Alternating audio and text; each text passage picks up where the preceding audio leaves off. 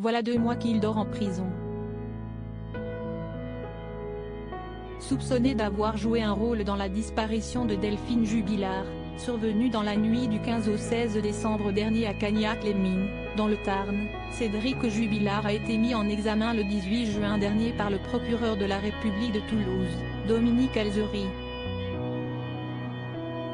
Depuis, ses avocats s'activent pour lui rendre sa liberté. Le 23 juin dernier, mais Jean-Baptiste Allary, Emmanuel Franck et Alexandre Martin ont déposé un premier appel de son placement en détention provisoire. Une demande que la Cour d'appel de Toulouse a rejetée le 8 juillet, estimant que trop d'indices graves ou concordants mettaient en cause Cédric Jubilard.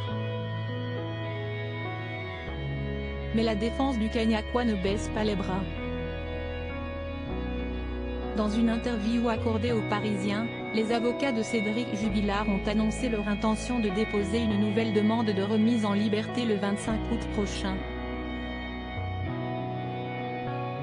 Selon Emmanuel Franck, certains éléments accablants présentés lors du premier appel auraient de moins en moins d'importance aux yeux de la chambre de l'instruction, ce qui donnerait à Cédric Jubilard une chance de sortir. L'idée selon laquelle Louis, le fils de Cédric et Delphine, aurait entendu une violente dispute le soir de la disparition de sa maman est contredite par la chambre de l'instruction, affirme le magistrat. Quant à l'argument des 40 pas enregistrés par le podomètre censé contredire l'idée que Cédric avait bien tenté de chercher sa femme en se réveillant, il n'a tellement pas de valeur que la chambre de l'instruction ne parle même plus.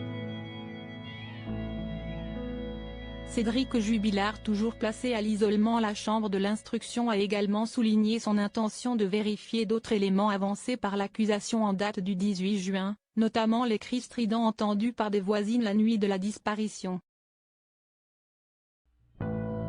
En somme, lors d'une éventuelle nouvelle audition de remise en liberté, les avocats de Cédric Jubilard pourraient profiter des doutes des juges de la chambre de l'instruction pour obtenir la libération de leur client.